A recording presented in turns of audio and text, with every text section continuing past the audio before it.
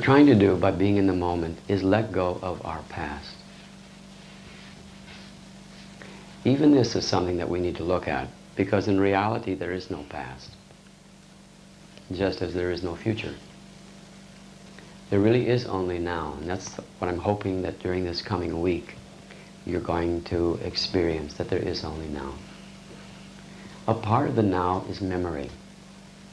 Your memory bank is like a computer that exists in the now. It's full of old information that exists in the now, but that information is not relevant any longer. I know you're all carrying memories from your childhood, and your subconscious believes in those memories as if they're actually happening right now. But they aren't happening right now, and this is the problem. Your mind is believing in something that isn't happening right now. So we're going to be looking at memory. We're going to be looking at how much of what we call our lives is actually memory. Old tapes being rerun again and again and again and again. Tapes that we're not even aware of. Tapes of memories, of experiences that happened when we were born, when we were a year old, 2 years old. And yet they're influencing our lives tremendously. We'll be having a look at how memory is influencing us today, and how much of who we think we are is actually memory. Memory of who we used to be. And just from being here and looking at all the old programs that have basically been running my life around men, issues with my father, somehow being really ready to let go of so much of that stuff here. And the breathing helps incredibly in terms of expanding and really feeling that I know who I am without all of these conditionings and beliefs that are not relevant anymore. So for me, the power of this week has been in really seeing the contrast between who I thought I was, meaning believing in my mind as to who I thought I was, and the reality, which is that I know that I'm not any of that. And having those moments of clarity that overtake everything else, where you just know that you are this being of light and love, and that's all. And the beauty of the process here is in being able to work, for me, with the mind when it attacks back, when it gets so scared that it feels like it's dying again in a particular situation, to be able to have that clarity to say, remember when we knew that we were this being of light, and it can start to relax because it did have that memory, and so there's not this constant struggle going on so much anymore. And it's been really powerful for me. I've had a number of what I would call insights or major aha experiences this week. One of the really profound ones has sort of been in stages, a number of different incidences that have helped me get a much deeper, clearer experience of it's very difficult to describe, so I'll do my best. Much deeper experience that it's not me doing it. You know, my whole life I've lived totally in the mindset that it's my doing this, my energy, my worrying, my efforts, my accomplishments that are keeping everything together, that are creating my life and creating who I am, and that's what's keeping me alive. And the insight has been going in deeper and deeper that it's not me, that as I step more and more into reality, I live the experience that existence is doing it all, that it's not me doing it. And so as this is sinking in deeper, a number of things are happening. One of them is that at different times my mind will come back in and say, you know, hold on, this is too radical. Put the brakes on. It's trying to get me to stay with the familiar and with the old. And another thing that's happening, the flip side of that, is as I allow the process more, I just find myself relaxing more and more deeply into myself. I've worked on myself for about a decade, you know, and been very intense about it, and I've let go of a lot of stuff, and I've learned how to relax real deeply. It feels like this is a whole new level of going beyond the tension that I've had since birth. It's a level of letting go that I haven't even conceived as possible, and it's just as it's happening, it's creating more and more space inside. My body feels lighter, more spacious and open than I ever remember before. And it has really profound implications. I mean, it hasn't even all sunk in yet, but you know, each day I'm getting more and more hits of how radically and how profoundly this affects every aspect of my life. So I'm just totally grateful for it. I love it.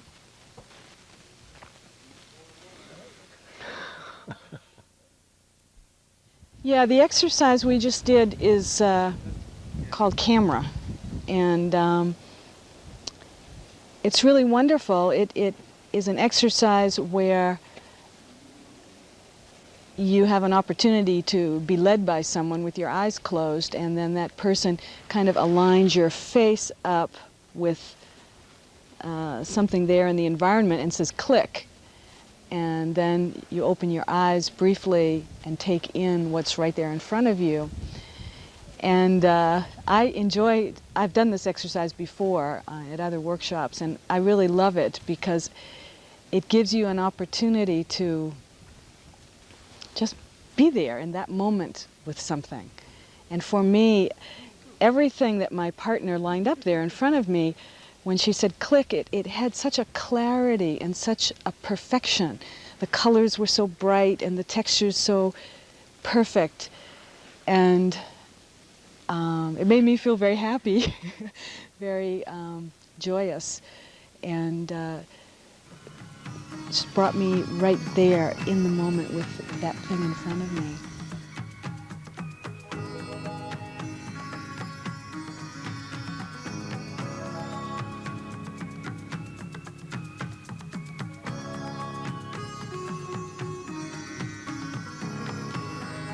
When dealing with the mind, and especially when we're dealing with any kind of regression work, it's absolutely critical that we balance that out with experiences of reality, with experiences of the now.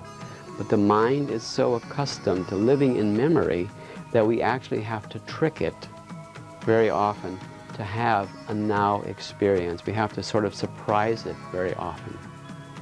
So we do have processes that will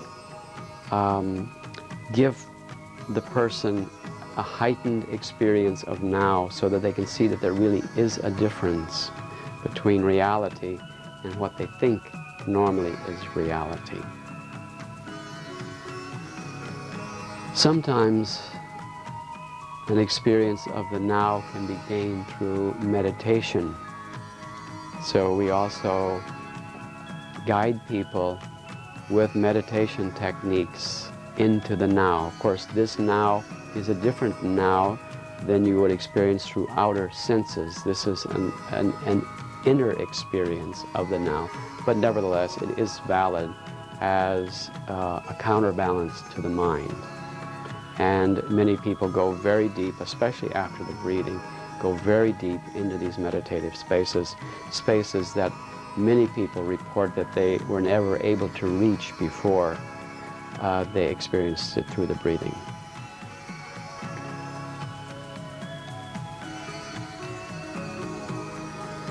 Traditionally, breathing has been used for self-realization, and there are many, many forms of breathing which are very, very useful.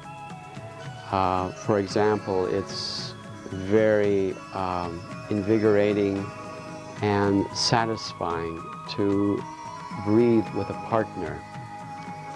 because you heighten each other's energy, you exchange energy. And also what often happens when you work with a partner in this way is you begin to feel like you are the other is you, that there is no separation, that there is a tremendous state of love that exists, not between you, but both of you are in the same state of love. And this is very encouraging, very gratifying, very expansive.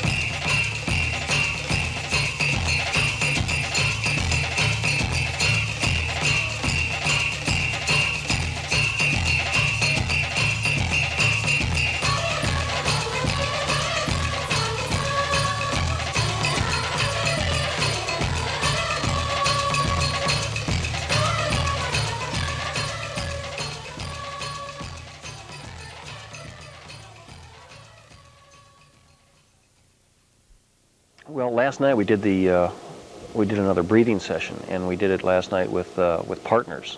And I just hooked up with one of the men that I just met here, and we did it together. And it was so incredible. It was more powerful because we were not only using our own energy, but we were sort of transferring it back and forth to each other, so it would build up to a crescendo. And it was again a very, very powerful experience. And I liked it a lot. It was I got high. You know, I like that a lot.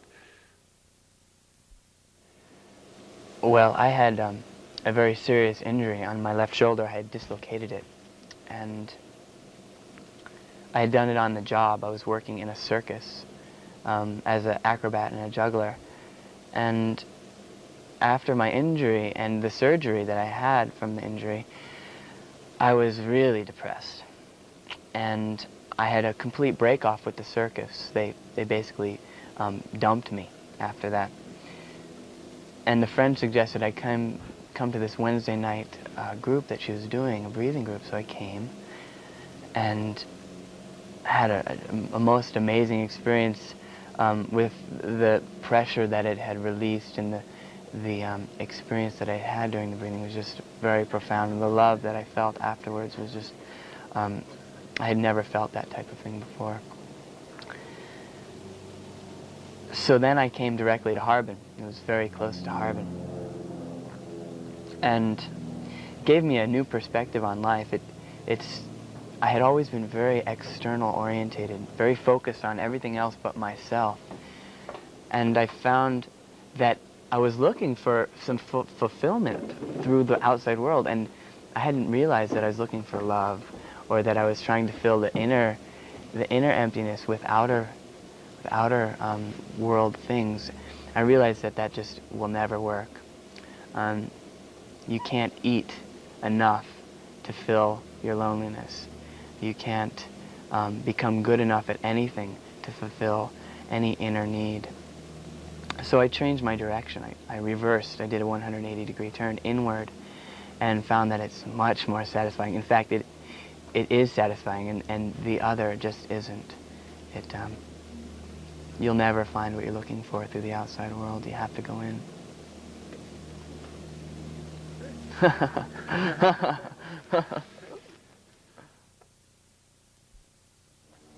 It's been very beautiful. It's been, at moments, really divine. I guess the word that comes to mind is I'm addicted to ecstasy. I love it. I love it. And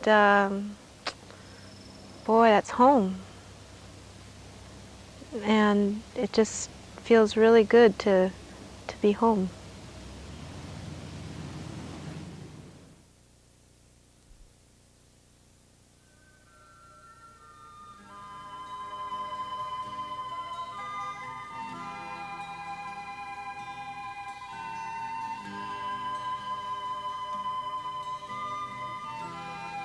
I hope these glimpses of the anagogic process in action have given you just a flavor, a taste of what self-realization could be like for you. I hope it's given you some encouragement also to continue your own quest for self-realization.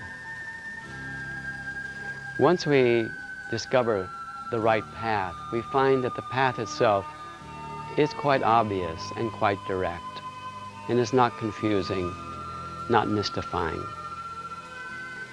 If you are searching for that inner space where the real you lives, where the natural you dwells, where the divine you resides, then I invite you to join us as we all move into the light of truth, the light of love.